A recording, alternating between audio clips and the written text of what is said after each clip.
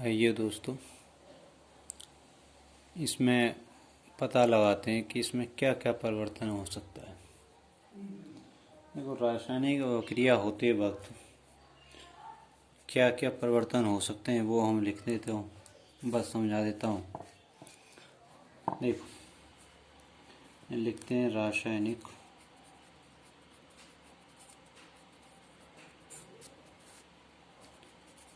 परिवर्तन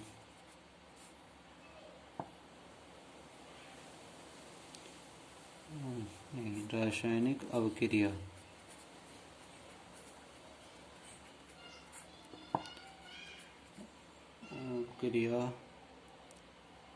होने पर परिवर्तन, ये परिवर्तन हो भी सकते हैं, नहीं भी हो सकते, लेकिन ये कोई ज़रूरी नहीं है कि हो ही जाए किसी प्रक्रिया में, और ये भी ज़रूरी नहीं है कि नहीं हो। ये पहला परिवर्तन है, इसमें अवस्था में परिवर्तन होना। जो भी पहली रासायनिक अभिक्रिया, पहला जो तत्व है, पदार्थ है, उससे अगर कोई भी अभिक्रिया कर रहा है दूसरा, तो इसकी अवस्था में परिवर्तन जरूर होगा।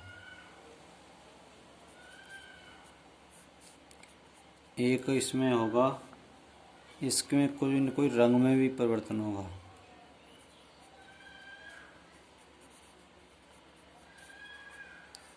ठीक है, और इसका तापमान भी बढ़ सकता है या घट भी सकता है।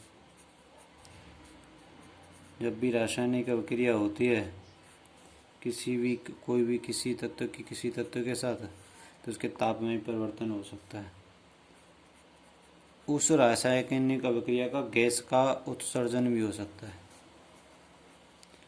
उसमें हो सकता है कि गैस बनना स्टार्ट कर दे या नहीं भी बने, दोनों ही बातें हैं। ठीक है,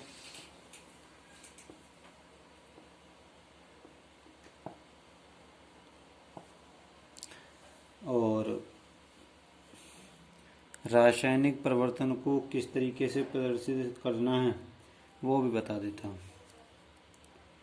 रासायनिक लिख देते हैं, रासायनिक परिवर्तन को प्रदर्शित करना। इसके दो तरीके हैं, वो क्या क्या हैं वो भी देख लीजिएगा। पहला है इसका तरीका शब्द परिवर्तन, शब्द के रूप में समीकरण करना, इसकी पहली कंडीशन। इसी की दूसरी कंडीशन है रासायनिक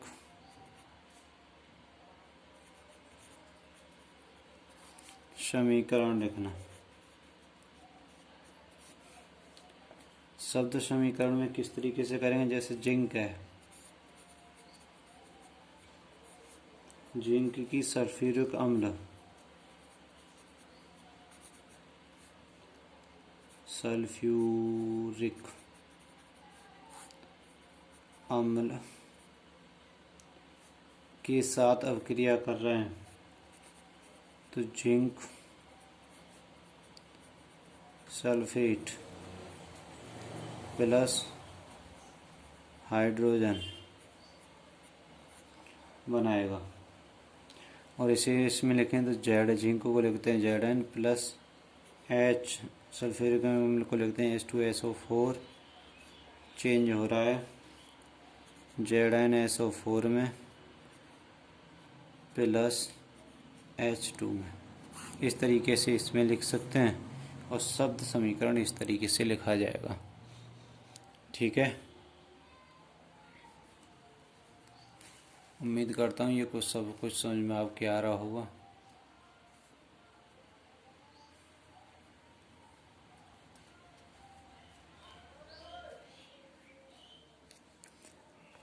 और इसी में और करना चाहें तो कह रहा है कि जो रासायनिक समीकरण है ना, उसके बारे में क्या होगा, किस तरीके का बदल सकते हैं, क्या क्रिया हो सकती है, वो चीज़ें भी बताइए। तो अभी तो उसकी थ्योरी लिख लीजिए क्या है, किस तरीके से लिखोगे। इस तरीके से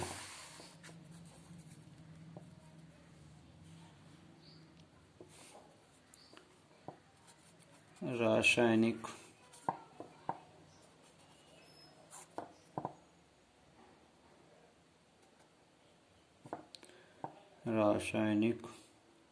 समीकरण। इसमें क्या लिखना है, रासायनिक अभिक्रिया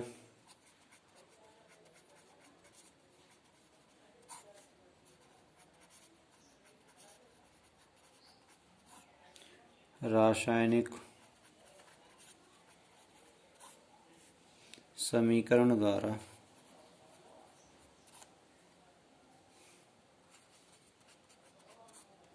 निरूपित की जाती है। रासायनिक समीकरण में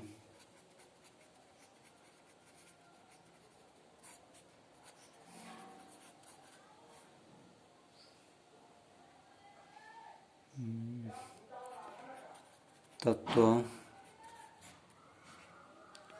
के प्रतीक या अविकारक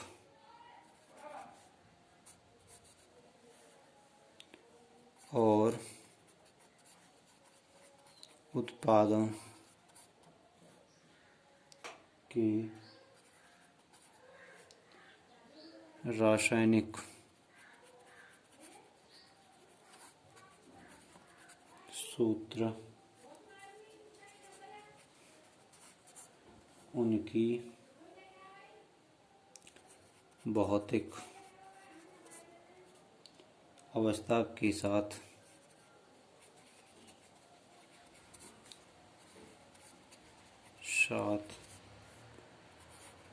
लिखे जाते हैं।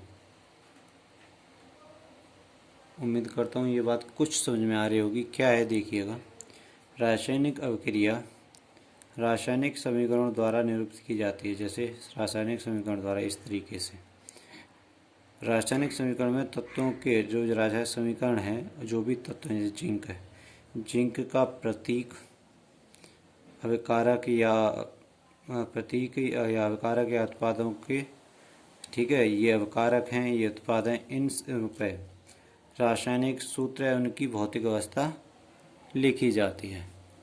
समझ में आ रहा है।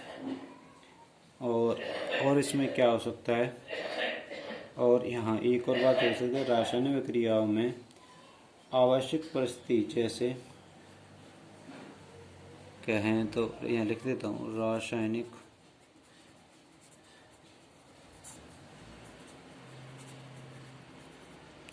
अभिक्रियाओं में आवश्यक परिस्थिति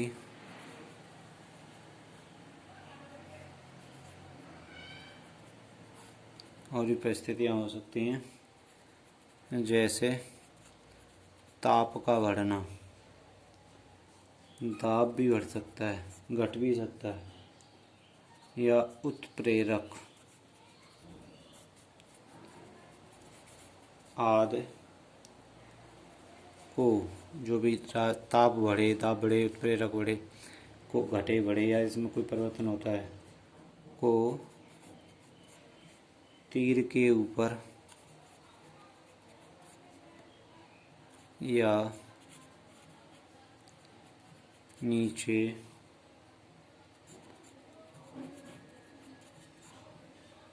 दर्शाया जाता है।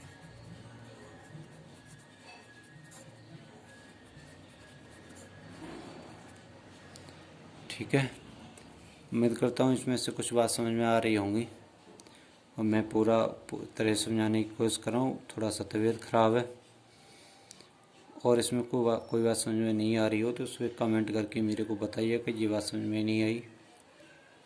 ठीक है, अभी इसमें ये लिखा हुआ है कि दाब, उत्प्रेरक और ताप को तीर के ऊपर से, तीर कैसे, जैसे आप ये ले लेते हैं Zn+S2SO4। अगर इसमें कोई गैस रिलीज होती है, ठीक है, और कुछ भी होता है तो यहाँ पे लिख देंगे गैस। तापमान होता है तो तीर का निशान लगाएंगे इस तरीके से, यहाँ ताप, ठीक है। और घट रहा है तो इस तरीके से लगा सकते हैं ताप। कोई ज़रूरी नहीं है कि आप ऊपर भी लिखो, नीचे भी लिख सकते हो ऐसे, ताप बढ़ रहा है। और इसका ऐसे भी लिख सकते हो, दाब बढ़ रहा है, घट रहा है, ठीक है। दाब यहाँ पे भी लिख सकते हो, तीर के ऊपर नीचे कहीं पे भी लिख सकते हैं।